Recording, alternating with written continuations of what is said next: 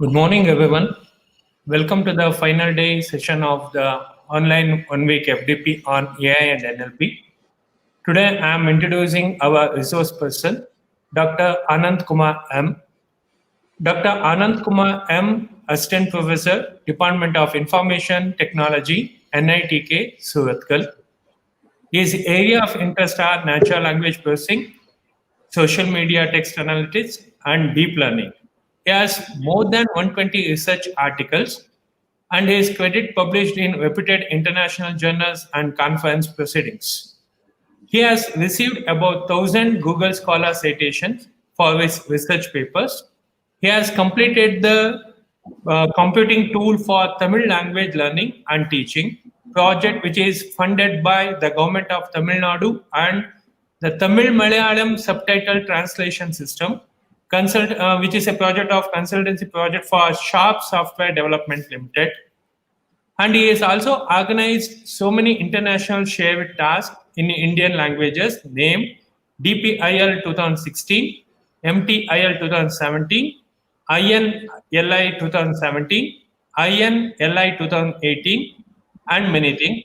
And currently, he is organizing a shared task in HASOC Dravidian at FIRE 2021. It is a great pleasure to have Anand Kumar sir as a resource person for today. I welcome you, sir.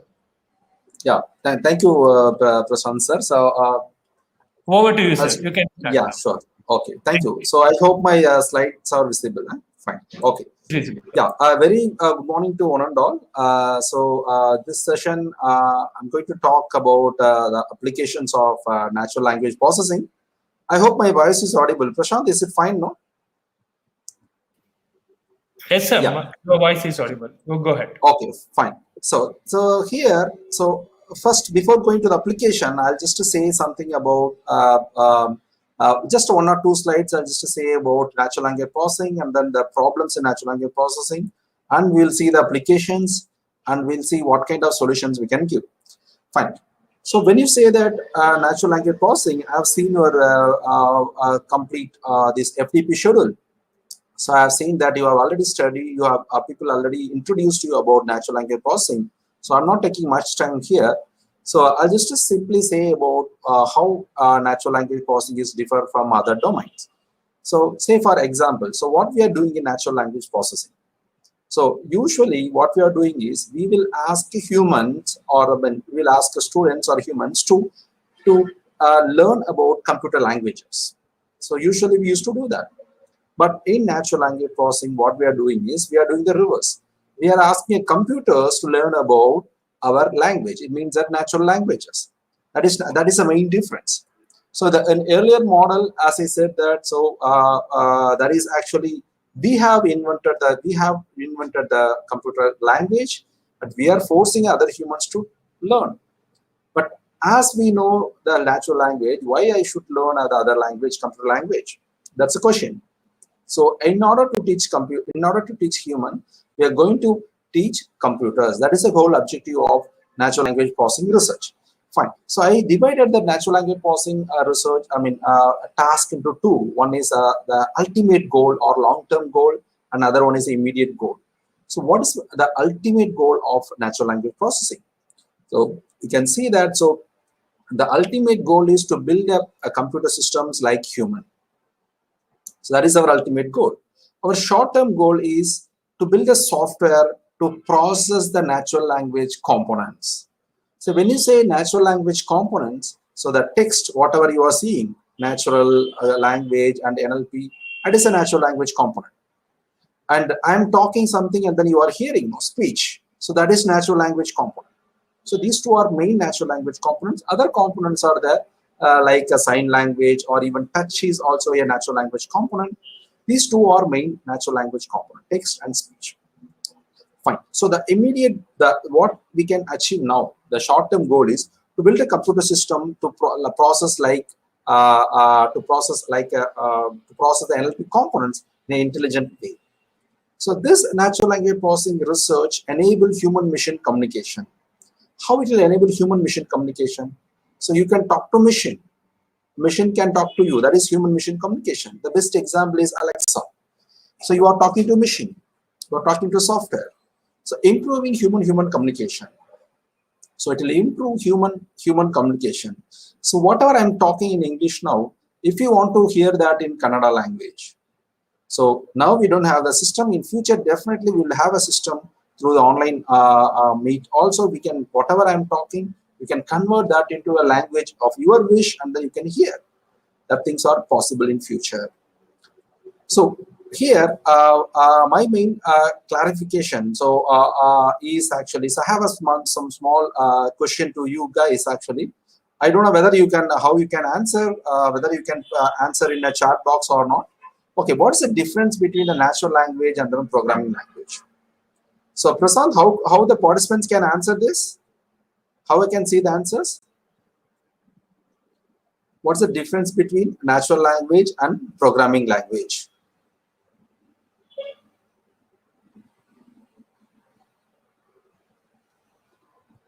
Okay, fine. So I don't know how I'll get your answers. Fine. So I'll just say the answer. So two things actually. When you say the programming language, so the programming languages are only in written form. Now we don't have a spoken form for programming languages. So whatever we are writing, only we are writing the programming language. We are not speaking the programming language. So in future, definitely computers can talk. Computers can talk in that. So the researchers already found that computers are started interacting in their own language. So that is nothing but a variation of the programming language. But in natural language, we have a written form, we have a spoken form. Certain languages, we don't have a spoken form. Certain languages, we don't have the written form. So the other main difference, the natural language and programming language. Natural languages are highly ambiguous. So the ambiguous means one word have multiple meanings. But programming languages are not at all ambiguous. If I say a sentence, if I say a statement in programming language, always the statement have only one meaning. The statement always will have only one meaning, but it's not in a case of natural language. So the reason I say that, so if you take a small example, int a, the programming language. So if you see that the int a always will have only one meaning. So integer a. So this is the meaning of that. So we don't have any other meaning for that. So we are not asking a machine, or we are not asking the compiler to make any decision out of it. There is single meaning for that. But the other one, if I say that in a natural language, if I frame a sentence, if I frame a word, if I say a word, there are chances for multiple words, multiple meanings for that. So this way we are saying that the natural language processing are highly ambiguous. So I'll just give the ambiguities. I'll just give the example for this ambiguity. Then we'll move to the next one. So the ambiguity, actually, the example for the ambiguity is, so I have given 4 levels of ambiguity. You can see here the phonetic level of ambiguity, and lexical level, structural level, and semantic level. So phonetic level says about the phoneme, the sound unit. So say for example, right. So we are saying the word that we are telling right. So the pronunciation is same, but if you closely see that the spelling what we are using is different. Correct? The spelling what I'm using here, if you see that. So the pronunciation is same. Right is the pronunciation is same. I mean how the pronouncing is same, but the spelling is different. Right, right, right. So excuse me 1 second.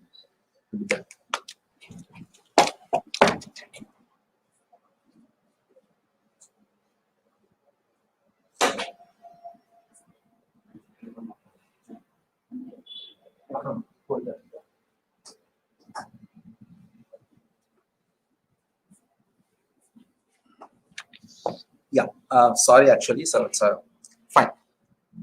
Okay, the phonetic level ambiguity. So right, so as I said that the pronunciation is same, right, but the spelling is different.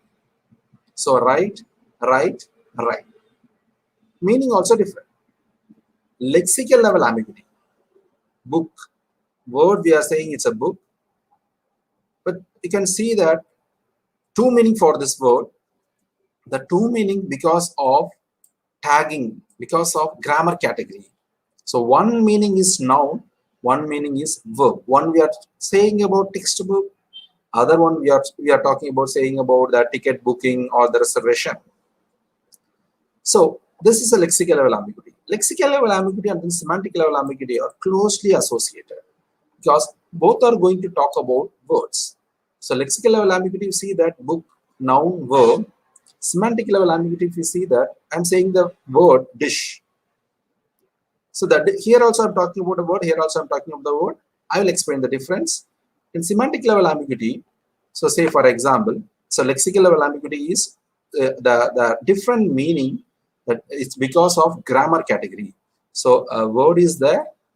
So sorry for my handwriting. A word is there. So two different meaning for the word because of grammar category. So say for example, one grammar category noun, other grammar category verb. This is called lexical level ambiguity. Two meanings. But in semantic ambiguity, a word will have two meanings, not because of grammatical category. In the same grammatical category, noun itself, I'm having two meanings. Noun one meaning, noun two meaning. Or verb one meaning, verb two meaning. So that is semantic level ambiguity. This first one is lexical level ambiguity and this is semantic level ambiguity. Okay, so here the example, if you see that, I'll come to the structural ambiguity. The semantic level ambiguity, here I said book, noun, verb, dish, physical plate also we can say dish, and menu item also we can say dish. So both are dish. And other examples are plant, biological plant or industrial plant, bank, river bank or financial bank. So like that. So this is a semantic level ambiguity. For lexical level ambiguity, a word, for example, other examples for apart from book is run. Run can be a noun or run can be a verb. In context of cricket, you can say that a run can be a noun. So the action, if you are saying that, then if you can say it's a verb. Fine. Structural level ambiguity. Here, as we have talked about the phonetic level, the small meaningful unit, and then we talked about the word level. Now we are moving to the structural level, big sentence. So see that I saw the man with the telescope, a sentence. So what are the two meanings for the sentence? So there are two meanings for the sentence. I saw the man with the telescope. Two meanings. If you see that, I saw the man with the telescope. So I am using the telescope to see a person. But the other meaning is, I saw the man with the telescope. So, excuse me, I'll close my windows. Here it's raining. One second.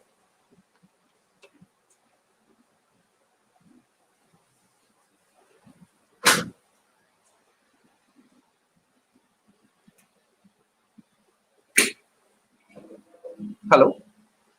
Yeah. So the two meanings you have seen that. So it's a structural ambiguity. I saw the man with the telescope. I saw the man with the telescope. So first meaning is, I'm using a telescope to see the man. Other meaning is, I saw the man who is holding or who is having the telescope. I saw the man with the telescope. So this is also ambiguity.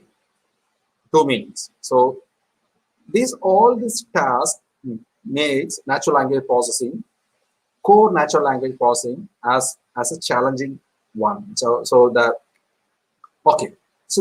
other dimension of natural language processing nowadays, there are not much research happening in the core NLP.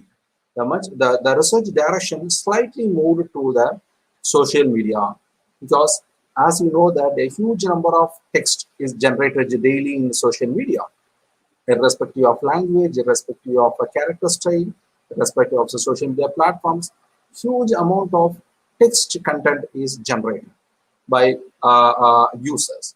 So if you want to process that, there are certain challenges in it.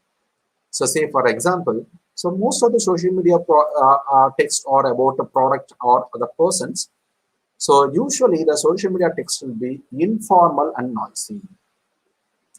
So There will be a spelling mistake. Definitely there will be a spelling mistake, and it will kind of informal communication. So slang words or other informal words we might have used. Lack of sufficient context. Because of the size restriction, say for example, Twitter have its own restriction, number of characters. So like that, because of the size restriction, so lack of sufficient context, we cannot convey everything in that in the certain space. So the context may be missing. Misspellings, so that is usual thing, as I said.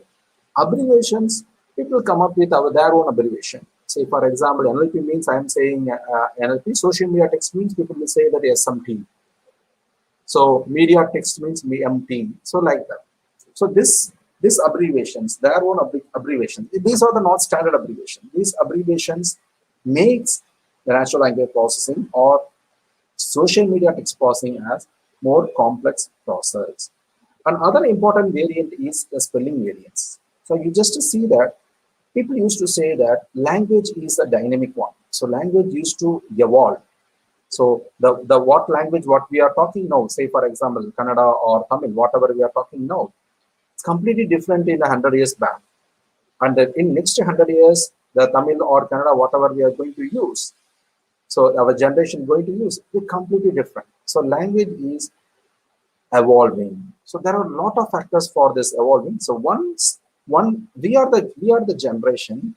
So we are seeing we are luckiest generation to see the dynamic nature of the language in our life, because people won't see that. Because today what I'm speaking, because after some time only the generation, the next generation only the variation will come. But we are seeing the different types of different variations in language. Say for example, I'll take the example in English itself.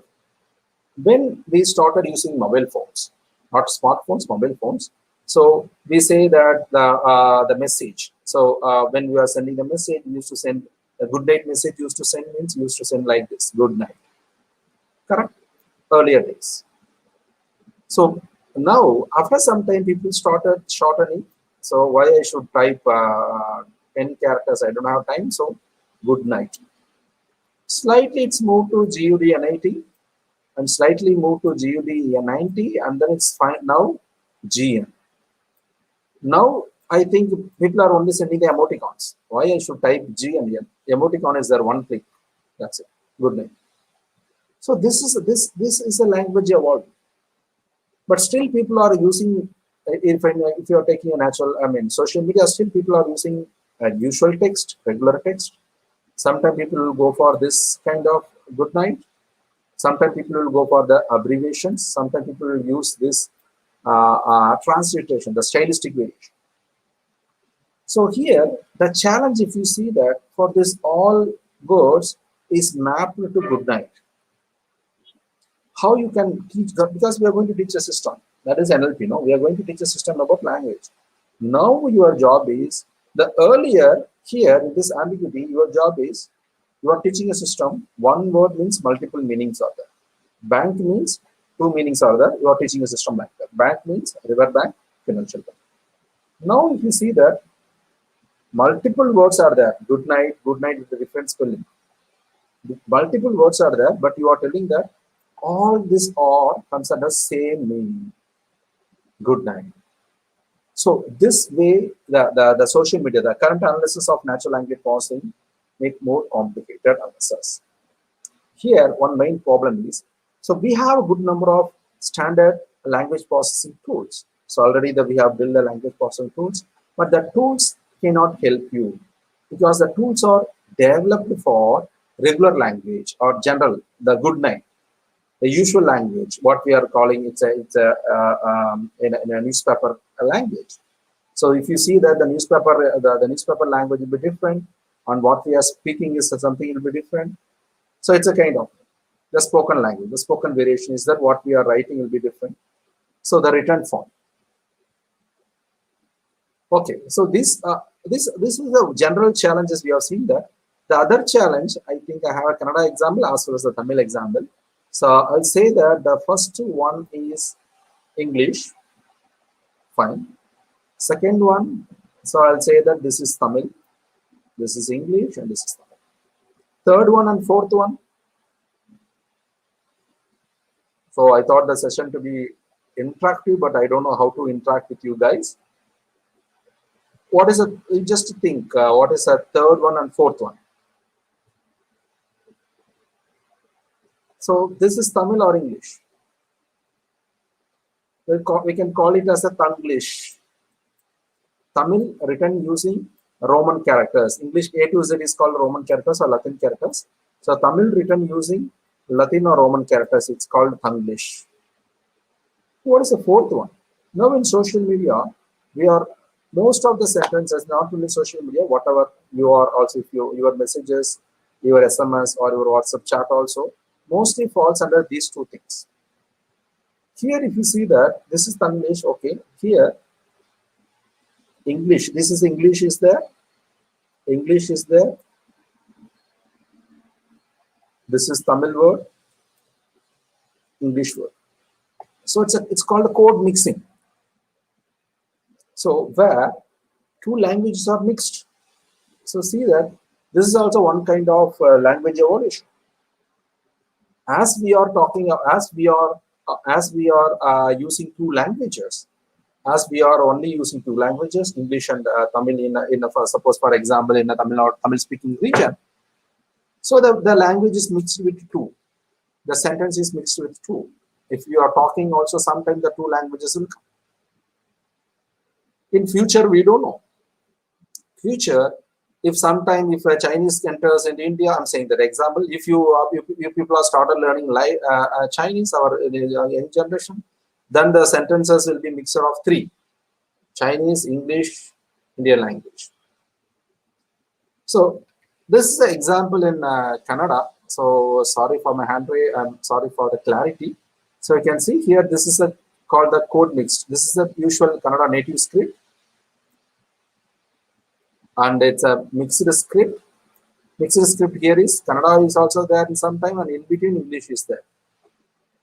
But sometimes what people will do is this also they will write in Kannada, or this they will write in English characters. See that some code mixed words is there.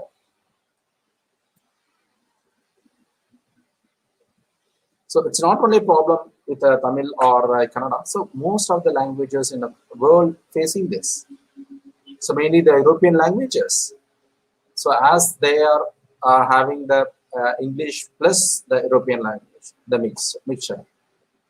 So we are a little bit lucky. So we are mixing only two languages, particularly as South Indians, Dravidian region. So only you are mixing with one Dravidian language with English. But if you slowly move to Maharashtra side or Hindi-speaking regions, people started mixing with three languages. One is the native language. Say, for example, Marathi. One sentence, Marathi word will be there, Hindi word also will be there, and English word will be there. So your job is to identify which word belongs to which language. After that only you can process that language. So these are the things, or whatever I have discussed, are the challenges. So far I just started with define what is NLP, and then I explained the objectives of the NLP and how it's different from programming languages. And we have seen something called the ambiguity, the challenge in natural language processing, and the additional challenges with respect to the social media domain also we have seen. Now we are moving to the application side. So before going to move to the application, so there is a buzzword, as you know, that AI and deep learning. How this NLP is associated with the AI and deep learning? Because NLP is one of the important component of artificial intelligence. Without NLP, we cannot give intelligence to any machines. So NLP will help you to give intelligence. NLP will help you to make a system to understand something or to generate something. So not in terms of data, any language specific. If you want to make a communication system, so you can develop a AI system without having any communication. It will be like artificial system, like a mechanical robots. So there will be some 5 buttons. If you press the first button, it will just take that object Second button, it will keep it there. Again, the first button will take the object. So if you click the third button, it will keep it in somewhere. It's a mechanical object. There is no intelligence here. So if suppose, and if you are adding NLP here, so rather than this one, you can send a message to the machine to do this process, or you can ask the machine, take the red color box. It will take a red color box.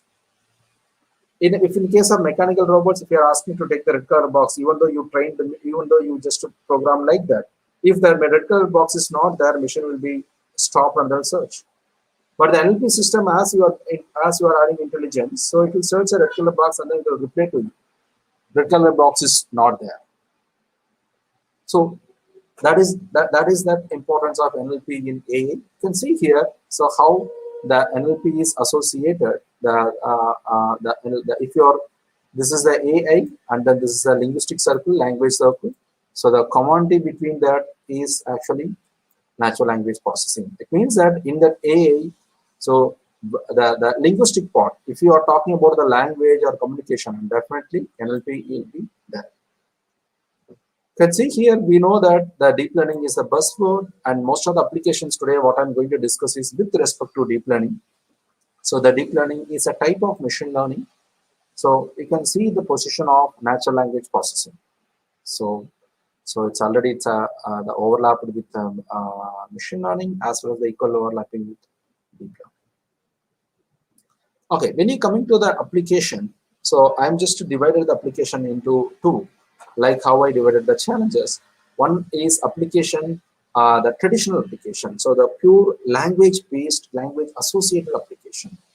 Then the next one we'll see that the social media applications. When you see the language-associated application, you see that here, this is the example for language-associated applications. So it's dealing with natural language.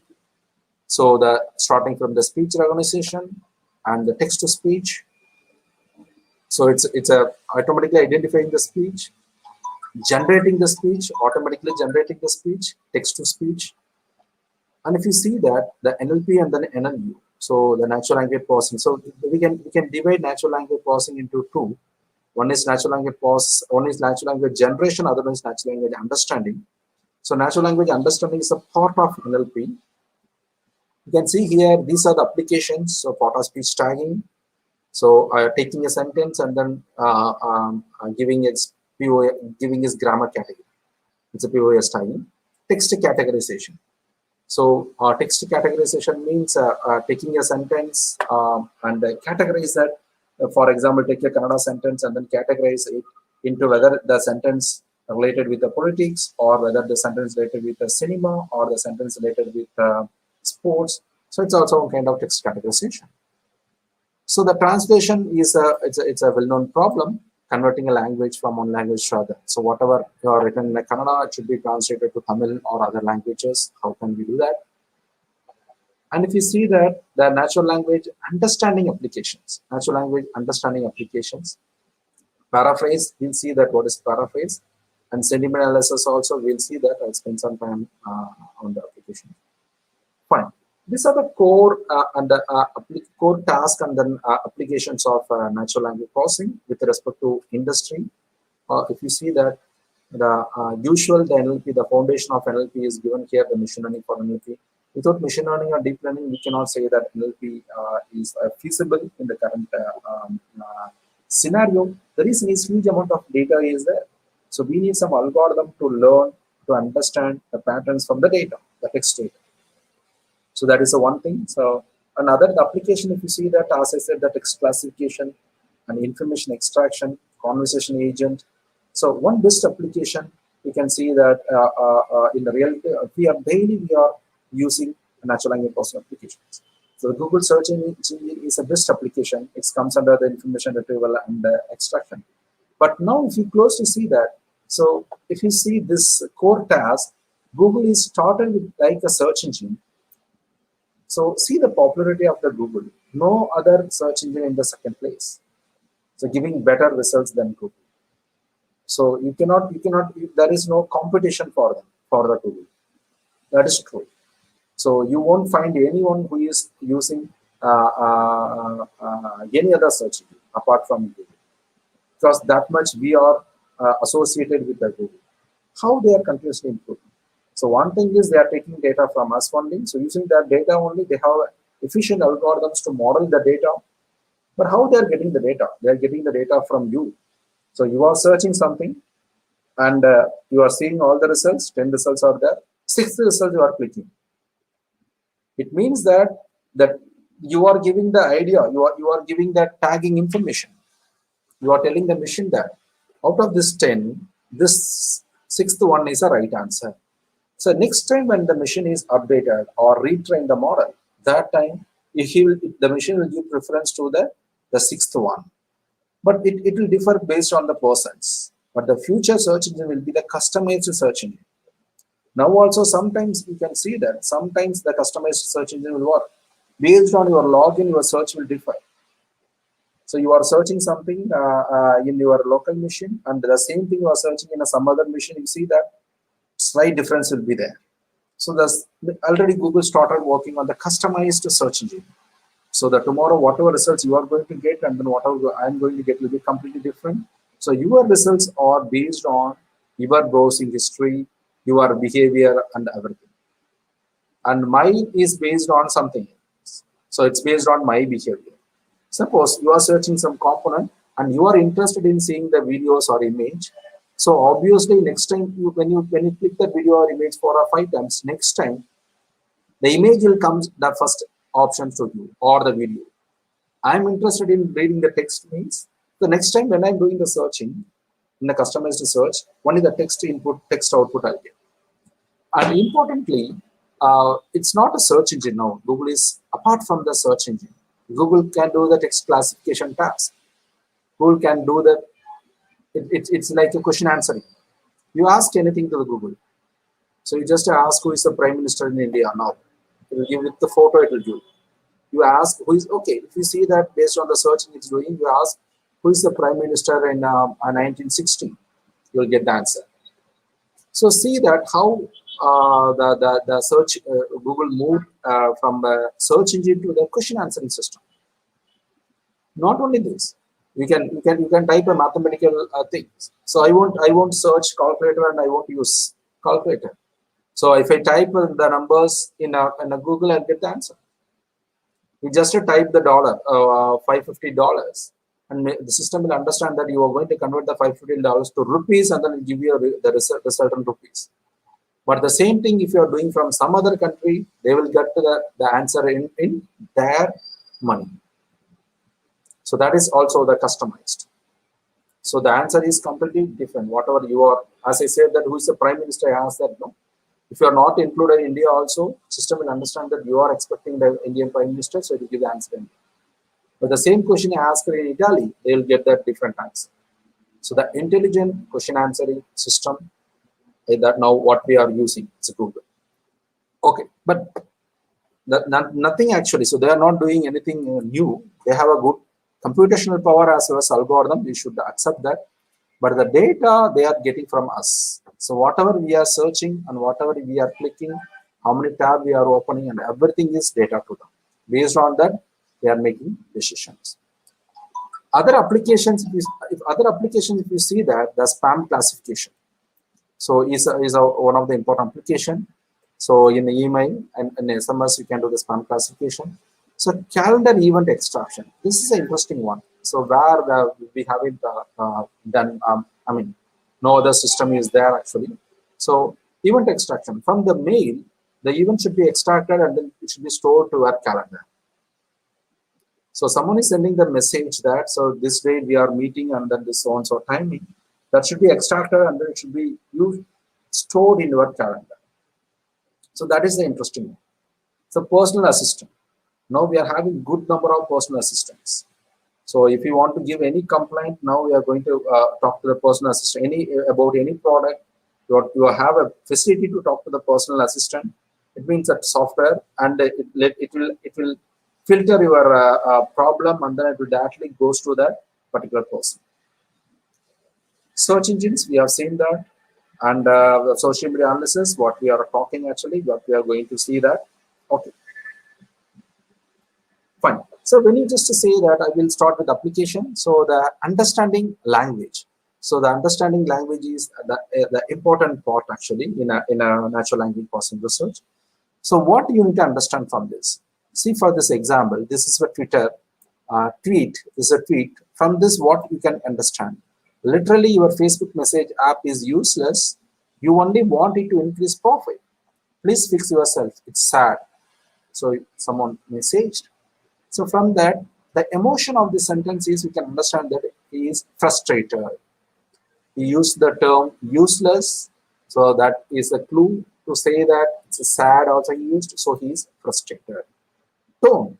What is the tone of the text?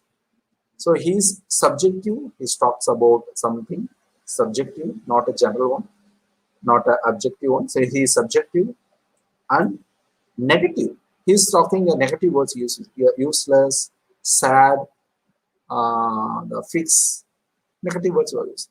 So the tone is negative. The organization, which organization he is talking about? He is talking about Facebook. The organization is Facebook. So Facebook have a lot of products. So which product he is talking? The product he is talking is message. Here I am saying the message app, but it should be mapped with the messenger app. When typing, I may use a mistake. Message app, so you cannot restrict me to do that. I may do a spelling mistake in message also. But automatically system should identify and then map with the product name. And the adjectives plays a major role here, the useless and sad, to detect the tone, and the negative, and then the emotion. Language, as you see that it's A to Z, then it's a English, Romanized. Informal. Do you have any idea of how can we say that this is informal? Just to think, just to read the sentence once again, look at each and every word, and how can you say that this is informal English? Take a 30 seconds and then I'll answer it. Before that, you just try to find out. Each word you read, have a look onto it. How I am saying that this is informal. Okay, the answer is actually the you are. So the word you are used to here, no, you are. So this only makes the model to understand that this is you are talking about. You are talking in an informal language. Okay. So now we just move to the NLP application. So initially, I'll talk about the NLP with the deep learning application at the end. So before that, I'll say some of the applications with the relevant domain. So the popular domain. Now the health is one of the popular domain. How NLP can help in improving the health care, or what are the commonality between the NLP and the healthcare research? So how the NLP can solve some of the healthcare problems. So healthcare, as you know, that it's one of the important area now because of this pandemic situation. So people are and the industries as well as the government is pushing so much money, investing so much money in the healthcare. Fine. So the NLP associated application in healthcare is, you can see that the patient stratification. This is one of the important part in the healthcare. Now, I'll just say that the government already started the research on the working on the healthcare to help how we are having the other ID. Like that, in near future, you are going to have a healthcare ID. All the citizens will, like other, you will get a health ID. So the use of that is you no need to carry your health records, previous health records, and other things. So if you have the health ID, then that is enough. Any recognized doctor or any recognized hospital can see your medical history, complete medical history, what kind of medicine you have taken, what kind of diagnosis. So when you have admitted, when you are discharged, every information. So everything is going to link with the cloud. So already government started, and then due to this pandemic, it's delayed actually. So they have taken a test bed and then they completed that. So see, everything is going to be so so you just think that so all the citizens records, all the citizens text messages, Text means I'm saying that the doctor's prescription or doctor's diagnosis report is going to store. And image, your X-ray images or your any radiology images is going to store. Image, text, image. Sometime a video. Suppose a person going for angio. So the I hope you you are aware that. So angio, the angiogram means they will give you a CD. So how the heart works with respect to the fluid, how the fluid is passing through the heart. So that video also it will be stored in your profile.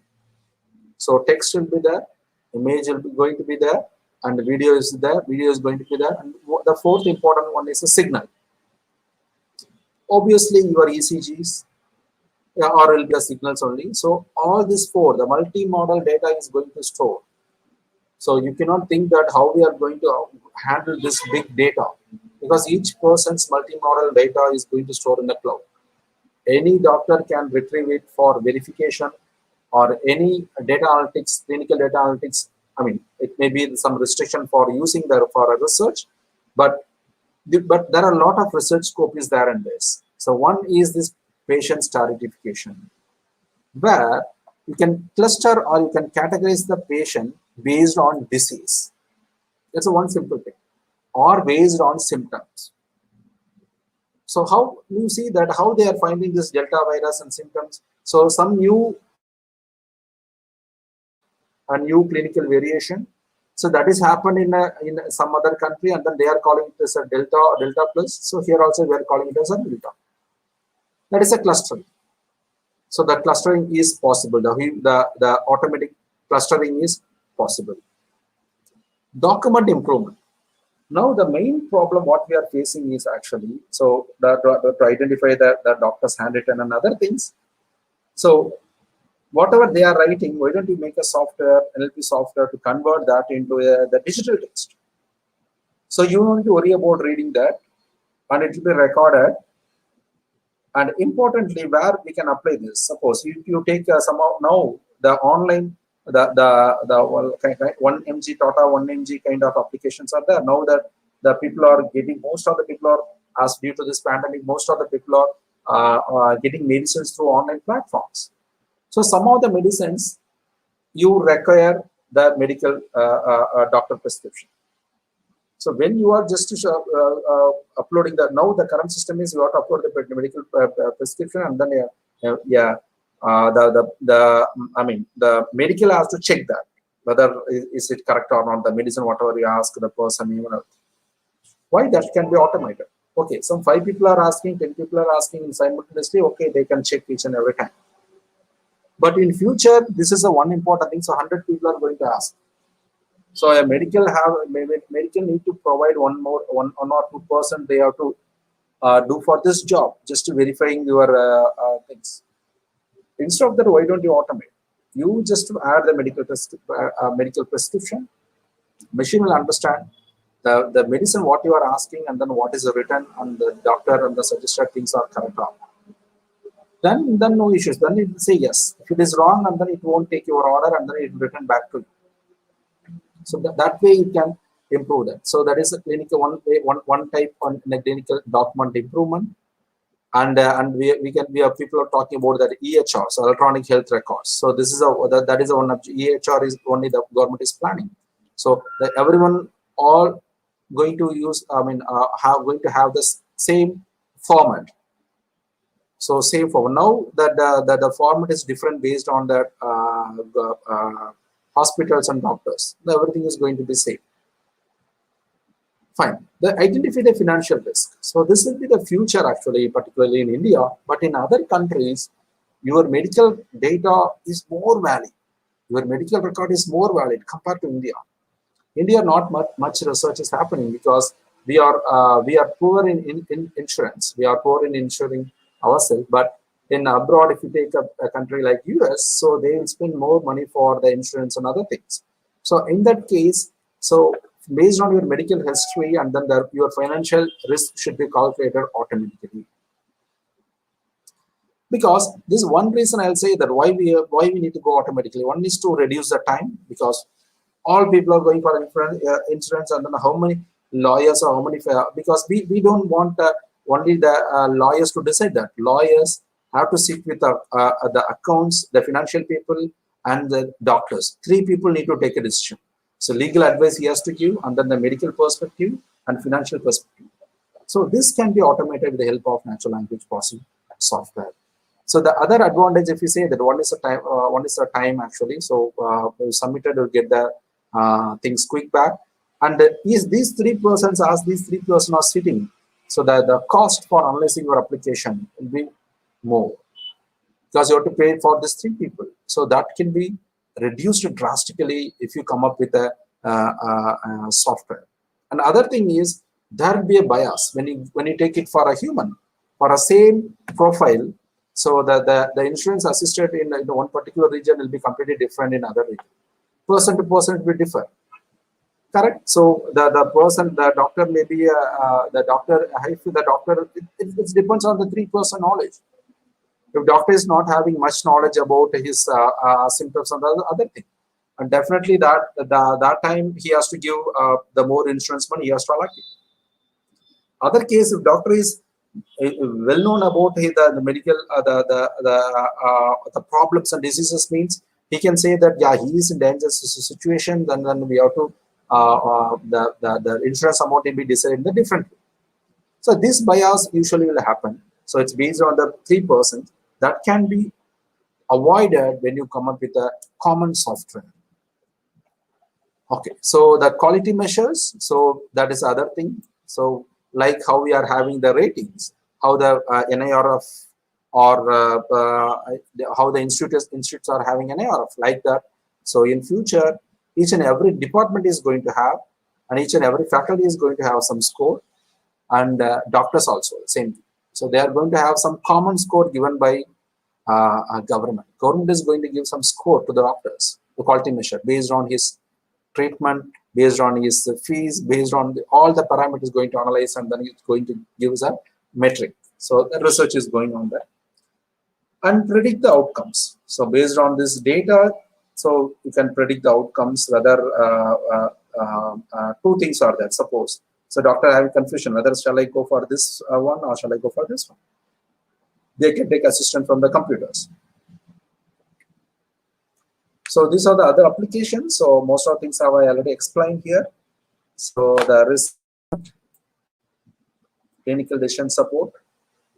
So clinical trial matching. So this is important. So when you are going with some different symptoms, the symptoms will be matched with these kind of symptoms happen in anywhere in India. That can be if that kind of cloud-based big data comes, so you can match that.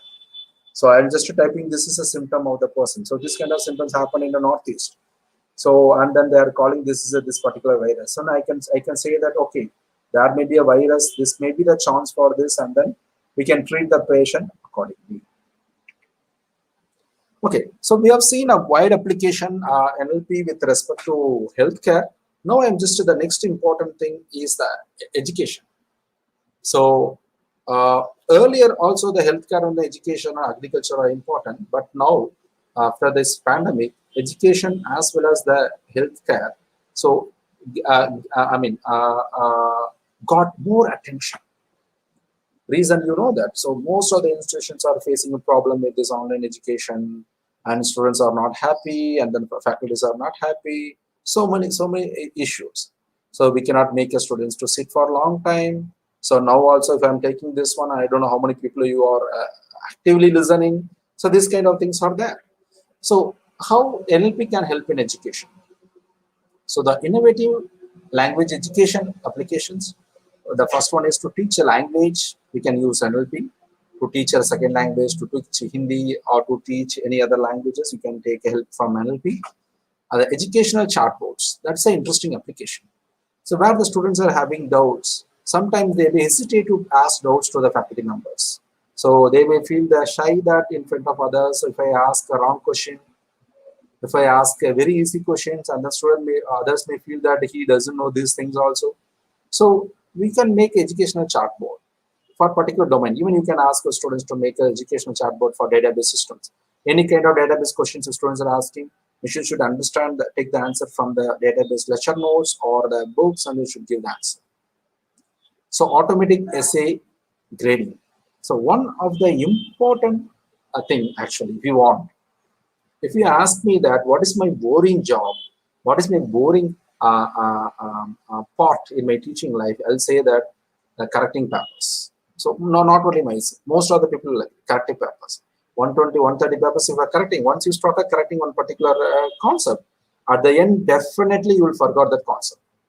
In between, you have to refer 4 or 5 times the book, whether the same, whether whatever he is telling is correct or not. Because students have that intuition, students have that power to change the concept completely and then to confuse the faculty through these answer sheets. So that should be avoided. So how can we make the automatic essay grading? And here also sometimes people will give a complaint that the faculty will be biased. So based on the name, they are giving the marks and things. So why don't we make automatic software to grade that? Now we have a software to only grade for this multiple choice question. Why don't you think about grading a 2-mark question? Say for example, start from the 2-mark questions. Small questions is there. How to automatically answer. And quality assessment. That is that's what actually. So how quality is, how the grade, or how much mark I can give for this essay. That's the thing. And the next one is that automatic question exercise generation. The next boring job is to fix the questions. So because when you say the multiple choice question, you should not give the questions from the internet. The people easily will copy from the internet and search, and then they'll do the answer. So what you can do that? So why don't we make automatic system to crawl the questions? You feed your lecture notes, machine should crawl the questions and with answers. Multiple choice questions you are asking, fine. Fill in the blanks, 2 more questions with answers. So the answers can be taken as a reference, and whatever answers students are giving, that should be compared in the automatic question answering or grading. And last one is behavior analytics. So you can analyze the behavior of the student from the way how they are written. That is very important, because as you know that mental health is more important or equally important than the physical health. The mental health can be analyzed using their answer sheets. How they are. So if suppose if you take a person, all 5 or 6 exam, they have written only 1 or 2 page. Definitely he need counseling. He's not. It's not about he's not liking the subject and something is disturbing him. He needs counseling. So that kind of decision you can make a system to automatically to analyze his whole writing style and it can take a decision. Some people, they are not writing anything. They are just scratching in the last page another thing. So that also tells some kind of behavior. Okay, so we have seen the 2 major applications. We have seen with respect to 2 domains. We have seen the healthcare, and we have seen with respect to education. Now the other 2 things are just to say about with the finance and then agriculture. So the sentiment analysis and stock market prediction. This is one of the very important one. So people used to say that the time series analysis, people used to say that the stock market prediction can be done with only time series analysis, but definitely not. The stock prices, if you see that the stock prices, if you just to see the mutual fund for last 1 year or 2 years, so this will be it will be slow, it will be gradually increasing or it will be gradually increasing. So that can be predicted with the help of your time series model. If it is gradually going increasing or this can be predicted. But as sudden changes like this or like this cannot be predicted with your time series analysis, because time series analysis, this will be the future. It will be predicted based on your earlier information. So the earlier information, it's earlier information. But the earlier, based on this earlier information, if you are predicting the model, it will give like this, something like this.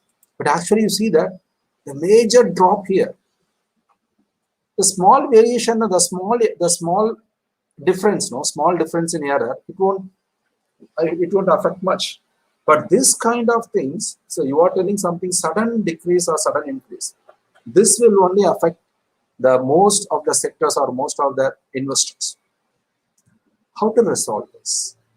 Because if it is a dropping, and there will be some reason for that. It's not like suddenly it's dropping.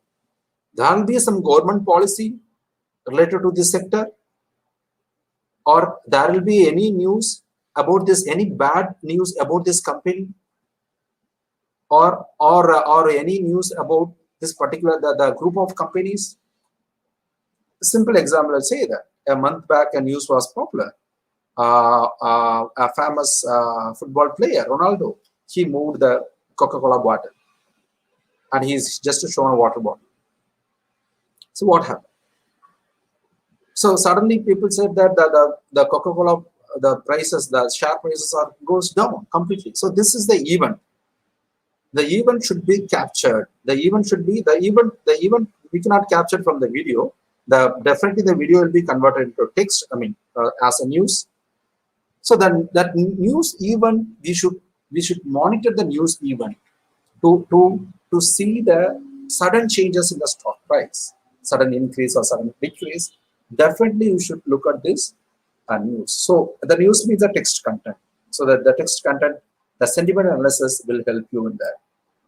Because so if you are not getting the result, if you are not finding in the linear way or in a gradually it's increasing and decreasing, it's not a problem. But this kind of this are very important. So that can be only identified with the help of text content. So there we can use sentiment analysis. So, and the chatbots for financial investment suggestion, chatbots for that's other thing, the investment suggestion.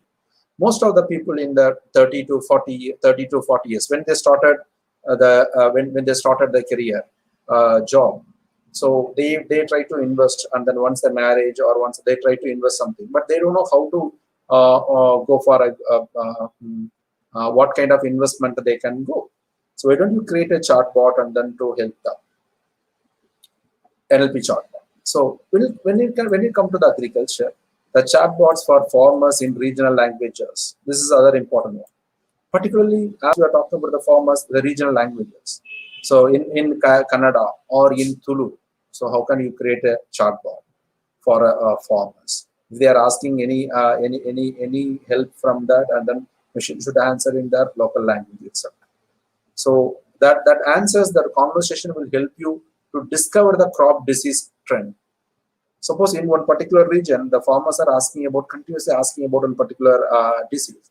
Then the agriculture department can understand that this kind of crop disease is spreading in that particular region. So they can warn the nearby regions, or they can warn other farmers. So this can be possible. This kind of disease are coming for the farmers we identified. So you can warn them, and then you can suggest them to take any precautionary action. That is there also the NLP will help you with the usual model, the terminology extraction. So you can extract the terminology from the agriculture domain, and then you can create a kind of ontology for understanding the agriculture documents. Okay, we have seen NLP, wide range of NLP applications. We have seen that. So, but the core application it's divided into 5 things. So one is the question answering, the important one. It's related to we are calling it as a subdomain. It's the recent one. So the question answering is one major thing. As I said that if you see that, when was Apollo sent to space? So the question answering in your local language, and we have different kind of question answering. So I'll explain that. I hope I have time. I have 30 minutes. Okay, I'll explain that. Information extraction. We have seen that information extraction and the retrieval as a part of search engine. Sentiment analysis, I explained that. So based on the reviews, so we can say that whether it's a positive or negative. So earlier, if you want to see film, what you will do? So we used to ask any friends whether you have seen this film or not. Now we are just checking that what is the rating for that, how the comments are there. So the comments you are reading. So automatically reading the comments, and then the system can give the score. So other thing, when you are before buying the product, we used to see the reviews. So and the star ratings.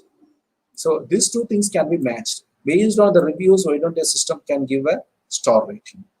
So translation, as I said, that converting from one language to another language.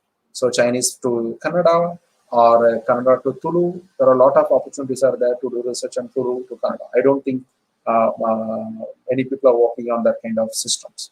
So definitely that will be helpful. So under Tulu to other language. So some of the well-known system, the existing systems in the NLP, the start from the Alexa. So the Alexa is see here, I think. So it's the old slide. So Alexa is a well-known NLP system. Another system we see the Google search, as I said, that the IBM Watson is the other one, and the Apple Siri is there. It's like Alexa. And if you see that the Google Translate, what we are using, so you can translate you can translate Tamil to Telugu or Tamil to Kannada or Kannada to Telugu. You can check that Google Translate. It's available. Baidu translation. So Baidu means what is Baidu? It's a Chinese version of Google. So Google is not allowed in China actually. So they have their own version called Baidu. It's a different company. So translation memory and voice assistant systems. Okay, so far we have seen the wide range of applications of NLP. Now I'm going to discuss about, I'm going to take a particular application with respect to the social media, and I'm going to explain, or we don't have time to explain, I just to say that what are the application and how to proceed that. Okay, so we have seen the application with respect to domain. So it says what agriculture domain, what can be the NLP, how then what's the role of NLP in health or education, like that. Now, with respect to the social media, so what you can do, what kind of NLP research can happen, what is happening in the world. So one important thing is hate speech reduction. So this is very important, and then it requires society. So many hate speech content or offensive content are circulating in our social media websites. How to stop that? So the hate speech content will be about a particular person, or the offensive content or about a particular group of people, or any particular state or particular religion, because this will create a riots, and then this will goes in a different direction. So that should be stopped. Hate speech against women, that should be stopped. So how to stop that? That is the one interesting NLP application. You can see here there are types in this hate speech reduction. So we are closely working on this, and we have a data set also for that, for Tamil and Malayalam. And we started working on Kannada also. If anyone interested to join with us, we can contact. So this is offensive language reduction. So the first one is to say that whether it's offensive or not, whether the language is offensive or not. Next one, if it is offensive, then you should say that it's a targeted insult or untargeted. So the targeted means whether the text is targeted. So it means that you are targeting someone. Then you can say that's a target. You are targeting a group. So it's a targeted. Untargeted means it's untargeted. So there is a swear word, but they are not targeting. And the next step is the targeted itself. So if you are targeting individual, that is important. Are you targeting any individual? Are you targeting a group, or are you targeting others? So these kind of classifications are possible. So you'll see the example, English sentence. So this job got me all the way. So it's written something. So here that it's offensive, and there is no target here. But interestingly, the English will have this untargeted, but we don't have much in untargeted version. So it's untargeted one. The next one, it's offensive, and I'm talking about her. It means that I'm talking about a particular person. So it's a targeted offensive. And I'm talking about a person or a group of people. So I'm talking about an individual. So I'm saying that individual. Next one. So I'm targeting a user, and then I'm saying that country of morals. I'm talking about the whole group. So the country. So it's a group targeting and the group. So these are some of the examples. So like black is black is also called a swear word. Like black, white is also called as a race word, or hate speech word. See that the word cloud with respect to the frequent ranking. So you can see here that the words white is also a swear word, nigger. So these words are to mention the Negroes. So a lot of other words are also there too. So these kind of words are, if these kind of words are there in the text, System should automatically remove the text. So it should not show to the public. So there are the competition for the task, and this is our competition. This is a last year competition. We are organizing this in 2021 also. So the data set is with me actually from Tamil and Malayalam. If you want, you can contact me. Okay, the next important struggle is actually with respect to the social media application is fake news. That too, it's related to coronavirus, the COVID situation. We have received a lot of fake news. So we don't know what to believe. So now also a lot of fake news are coming about the third wave, about a vaccination. So the people are afraid to take vaccinations because of this fake news. So how to stop that with the help of NLP? So the fake news here, you cannot analyze the fake news based on only the content. Definitely, you cannot analyze the fake news based on the content. You want something beyond. So, say for example, the source. So, which site you are posting that news, and who posted the news, the author, and what are the supporting sources. Whether you have given any link or you have given any reference for that. You check the date, and you just check that is it a joke or not, and you are asking experts. Experts mean the fact check. But now government also struggle to stop fake news. You cannot actually. So how the NLP will help? See that this is an example for the fake news. Center seeks direction that no media should publish COVID-19 news without first ascertaining fact with both. This was the news, but later on people identify that it's a fake news. So there is a website to check that. Actually, the website is a fact check. But as I said, that the content is not enough to identify. You want to say take the heading. You want to say that who posted that, and you need to and other things. So see here some of the news. India, baby born with 2 minds in same body. Fake news. So China issues terrifying warning to America, prepares for war. See that this kind of fake news. So this will trigger the community. This will trigger the country. This will trigger the citizens. So this should not happen. See that some video related to COVID is posted, and the person is asking that I cannot believe about this video. And you see that after some time, Facebook identified that video contains some,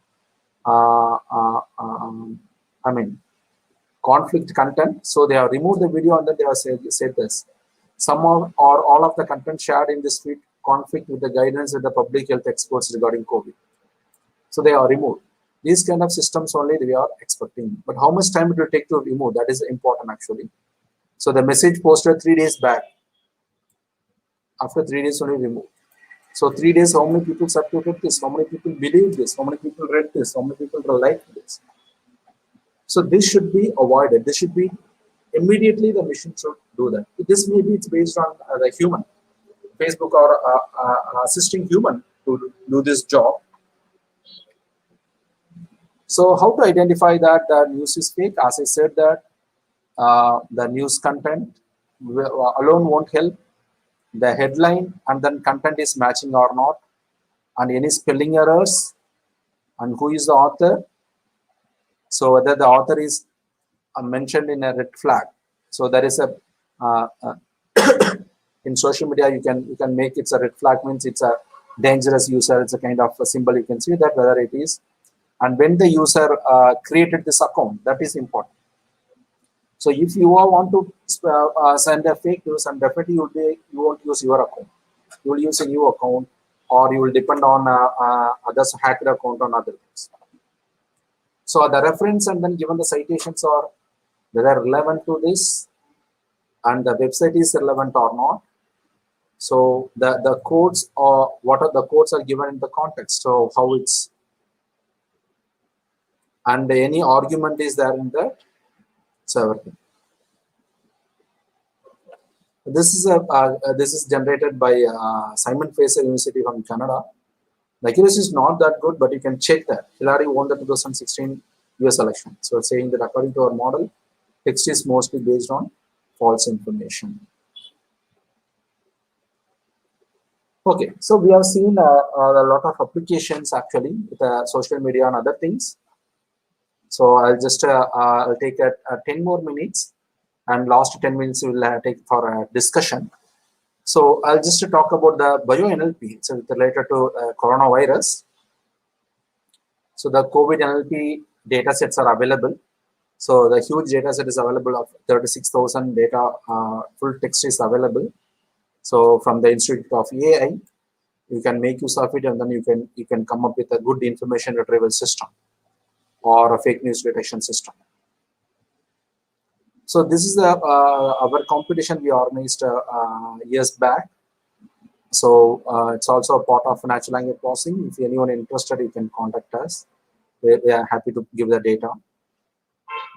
Okay, so the other application when you're talking about the social media, the hate speech and the fake news, so you need to profile the author. So based on the text content, whatever text he has written, you have to say you have to identify his gender, you have to identify the age group, you have to identify the emotions. How to do that? So a person talking about sports, or the person talking about cosmetics, pink color, shopping. So definitely he'll be, the person is a female. Person talking about sports, politics, football, high chance is there for the person to be in a male. And age variety also there, age variety. Person talking about homework. Definitely a person in a 30 years won't talk about homework. Person talking about assignment. Person talking about the holidays. Person talking about the schools. They will be in different category. So a person talking about job, person talking about colleagues, person talking about love, person talking about a child, person talking about investment, or person talking about his promotion, will be different category. Person talking about a pension, talking about grandchildren, talking about retirement plan or searching for the retirement plan, and they will be in a different age group. So these are the clues to identify that. Personality traits also. So these personality traits are important. So when you are hiring a person, the person may be good, but his personality trait won't match with your team, or with so based on the personality trait, you can assign a job to him. You can assign a project, or you can assign a group which is associated, which is more more close to him, close to his nature. So the native language also we can understand that. Based on that, I'll show that how we can identify. So this is an example you can see here. The male frequent words. So shoe, male is used to shoe here, and you can see here the groom used in female. We are not seeing groom here. Yeah, sorry, we are using groom here also. We cannot segregate based on groom, but gown is there. Here gown is not there. And both hairspray is here, hairspray is there, and I think we don't have hairspray here. Website, ball player is there. If a term ball player is there, we can say that it's mostly it's male. Scoreboard, definitely male. Rugby ball, yeah, high chance. Mini skirt, high chance to female. Television is a common word here and here. Academic gown is there. Academic gown is there. Torch, yeah, Windsor tie. Soccer ball.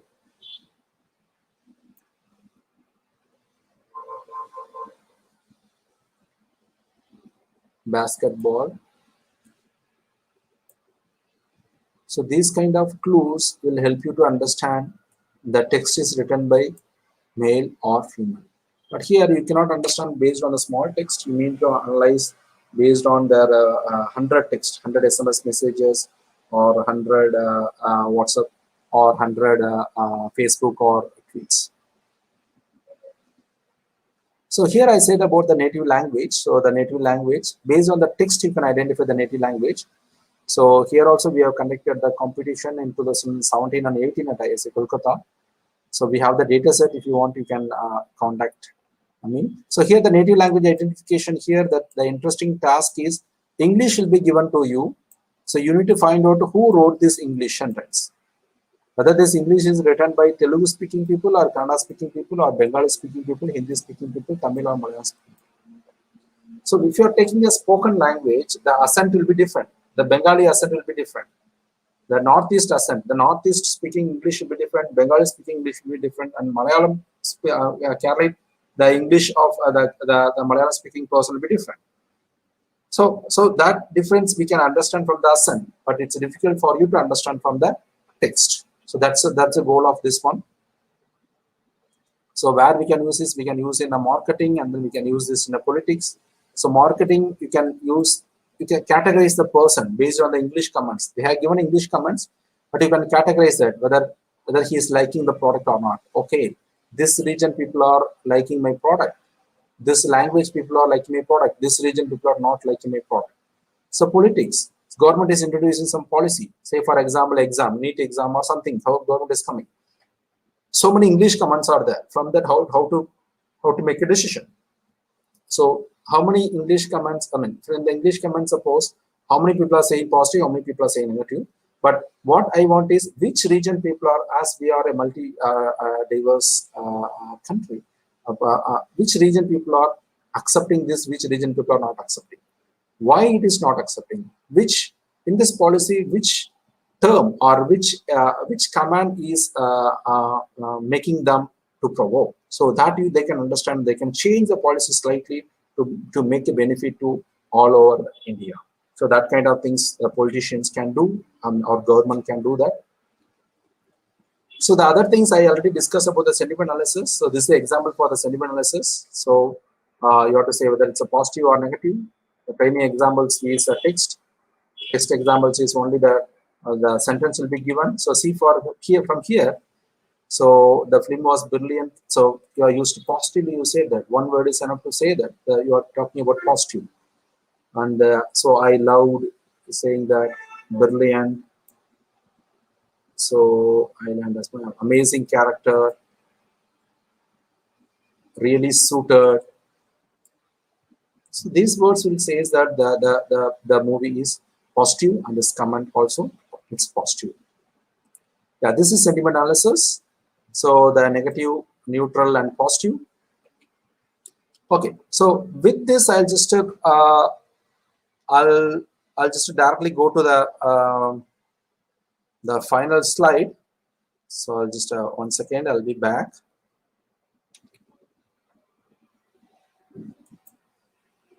Yeah.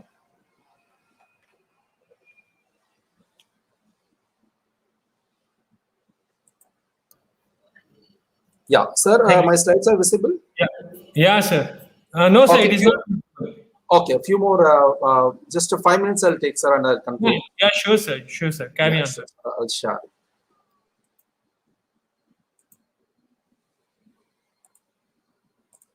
Yeah, I hope it's visible. Fine. The same thing, I just skip a few of the applications as the time you don't have. So I have discussed so many applications. So now I'm going to say about the solution.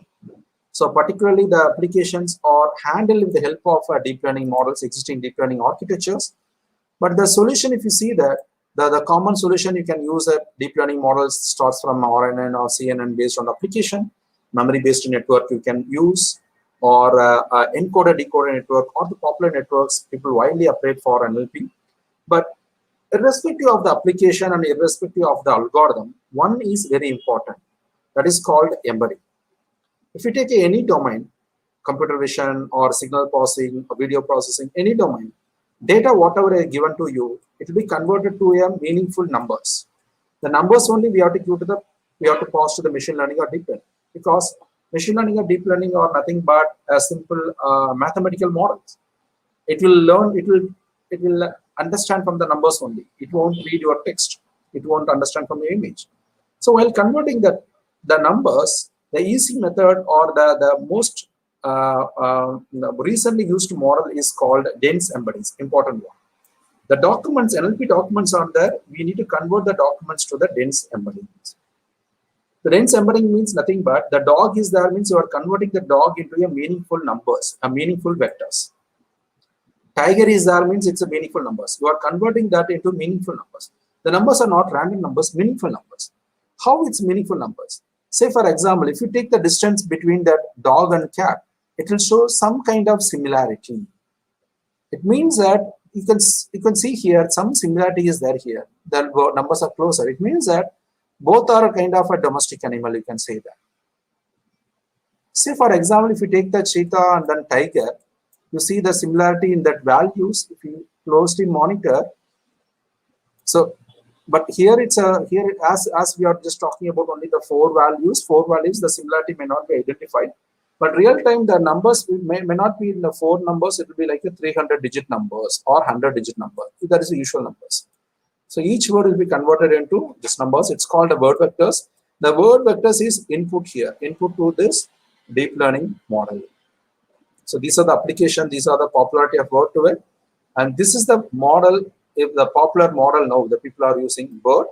And these are the variants of BERT. So start from Elmo. So Grover is there.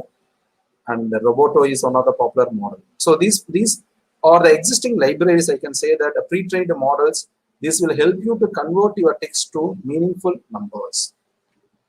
And finally, I want to conclude with a few points actually. So when you want to do research in the NLP, and there is something called the ACL anthology, and in India we have only one conference associated with this ACL anthology. So if you're having a paper in ACL anthology, it's equal to the like a Scopus, and there are a good number of top conferences are there. Try to publish in the conferences. So you can access the anthology completely free. Over 60,000 papers are there related to NLP. So, and some of the interesting conferences are, these are the ACL conferences. EACL is there, NACL, North American chapter, this is the European chapter, and ACL is there, and EMNLP, this is the NACL, LREC. So, resource, language resource evolution, and cooling is there, and ICNLP. And in India, we have a conference called ICON, and we have other popular conference, and we have other one is called the FIRE. So, both are for natural language processing. This is a 14th conference and this is a 10th or something. So, and importantly, there are a lot of competitions will happen for competitions people will conduct as a part of these conferences. So when you ask your students or you register at the competitions, even we are conducting some of the competitions we conducted in EACL, and next time we are planning for an LREC. So where you'll get a data set and you can make use of the data set. So you'll get a data set. So you can make use of the data set and then you can build the models on top of it. So these are some of the websites where you can get the data set. The Corpora mailing list is there and Linguistic Consortium. And the best one is the GitHub or a Kaggle. You'll get data sets for the NLP. The problems, whatever I have discussed. Okay, with this few words, one final slide, I just conclude. When you say the NLP, it's one of the important thing because it's associated with the data science. So the problem what the current generation is facing, particularly in India. So you see here that who want to learn Python, people always they say yes. Who want to learn computer science, people will say yes. And who want to learn math, no one is ready to learn math. But who want to be a data scientist or who want to be an AI engineer and then who want to earn more, and then people are ready for that. But if you want to be a data scientist or if you want to be an AI specialist or NLP expert, basic maths knowledge is enough. Basic maths starts with a linear algebra and mathematics for machine learning or deep learning is enough. With these few words, I just conclude my talk. And this is my email ID. If you have any doubt, I'm very happy to answer you now. If you are asking now, immediately you'll get answer. But if you are asking me through email or something, definitely I will take 1 or 2 days or a little late to respond as I'm usually busy. Okay, thank you. So thank you, Prasant, for inviting me, and thank you, participants, for listening. So now it's a time for questions. Thank you, sir. It is a nice informative session. So there are 1 or 2 queries are there, sir. Just we will go through that particular one. The first question is, what is the exact difference between lexical and semantic ambiguity exactly? Yeah, so I'll just give an example. I have given already example I have given. So the lexical ambiguity is word have 2 meanings because 2 grammar categories. Each word have grammar categories. We have studied 8 grammar categories. No? So like each word have grammar categories. Different grammar categories. Take for example the word book. One grammar category is noun, textbook. Other grammar categories, you are talking about the booking, ing form, the reservation if you are talking. So that is lexical ambiguity. In semantic level ambiguity, same grammar category. The two meanings, because of the word have the same grammar category, but two meanings. Say for example the word bank. Single grammar category for a word bank. Both are noun. River also, the bank of river also noun. The financial bank also noun. So that is called a semantic level ambiguity. Say other example, plant. Biological plant also, you are saying the plant is noun here, and industrial plant also we are saying it's a noun. Two meanings. It's because of two different. It's called a semantic nature. I hope Amit, I answered your question. Okay. Yeah, WST is one of Amit is asked. WST is one of the subdomain of natural language processing. I think I have explained in one slide. I may have missed explaining this WST. The semantic thing I said no. Plant can be classified as a whether based on that sentence you have to say that the plant is biological plant or the industrial plant. That is WST. It's a one domain of natural language processing. Yeah, you are correct. So Kannan sir asking that why government is not giving, yeah, there are a lot of things actually, sir. Even, okay, you leave about the government. So you are in Mysuru and then you are having an institute called CIIL, Central Government Institute is there. And why they are not funding for, at least for South Indian language research. Earlier they used to fund, but now they are not funding for South Indian Dravidian language research. Right point. There are a lot of reasons for that. What are the resources South Indian languages and get agencies? Yeah. So I have seen something like AI for Bharat. So a person, actually a team of people, so consolidated the resources, WordNet corpus for Indian languages in a GitHub repository. So even our corpus is also available there. You please check AI for Bharat. So sir, can I type something here or somewhere? Yes. Sir, you can type in the chat box, sir. Okay, so that, I'll just give the link actually where the recent initiative, I think. So they are giving the good number of corpus is giving. It's the research. I mean, chat box. Private chat is there. Fine. Yeah, private. This is the link actually. A for Bharat. So they are consolidating. They try to consolidate all the corpus, particularly in Indian language. South Indian language corpus also available.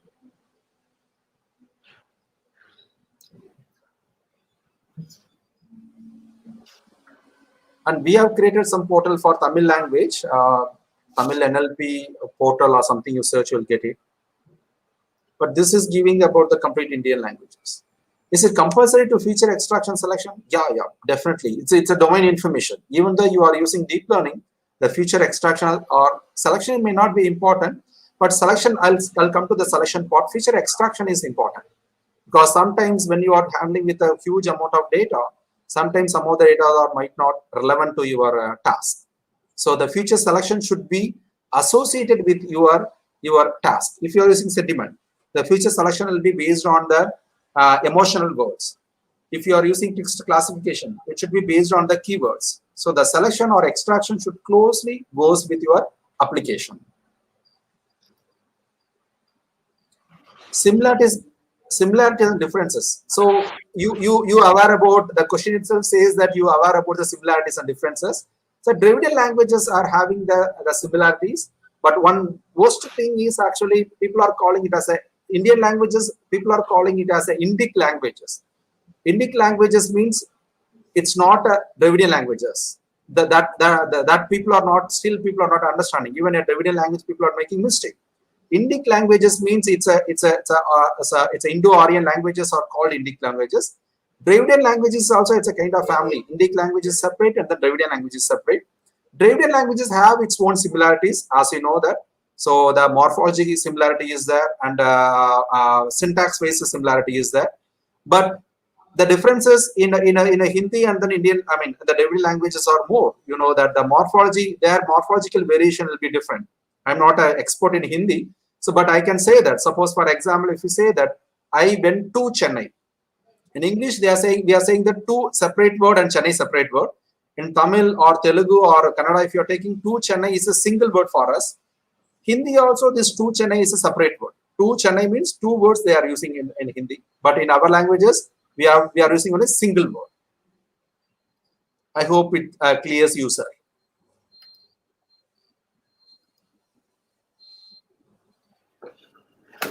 Okay. So this kind of differences you can handle. Yeah. Hello, sir. One more question they're asking. Yeah, so, definitely the BERT, I'll answer those. BERT is working for Indian language also. There is something called a multilingual BERT, but you need to work. Currently, the BERT model is good for Hindi. For other languages, there are a lot of challenges. You can build your own BERT also for other languages. So we are trying to create a BERT for South Indian languages. If you want to contribute in it, you can participate. You can contact. But we are now currently we are working in only the South Indian languages. But if you want to develop for other than Hindi, I can help you because Hindi it's already there. You can check that website AA for Bharat. Give the name, resource, or the dataset for Indian languages. I have given the link in the private chat. If you can take that, aaforbharat.org.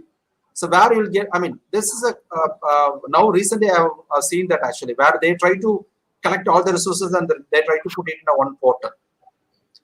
Compulsory, yes, for deep learning also we have to use that. Deep learning as it is a blind model, so you have to use that. People used to say that feature extraction selection not required, but if you are using, and you definitely will get a more accuracy compared to the usual deep learning architecture. Thank you, sir. I think all the queries you have posted, so sir has answered all the queries. So thank you, sir. It is a nice presentation. So thank you for giving your valuable time for enlightening us. Thank you, sir, for accepting our request and giving a nice session for us. Thank you, Anand Kumar, sir. Yeah. Now, thank you very much. I'll just share my email ID also. If they have more doubts or something, they can contact me. But I'll be a little late to answer, but definitely I'll answer.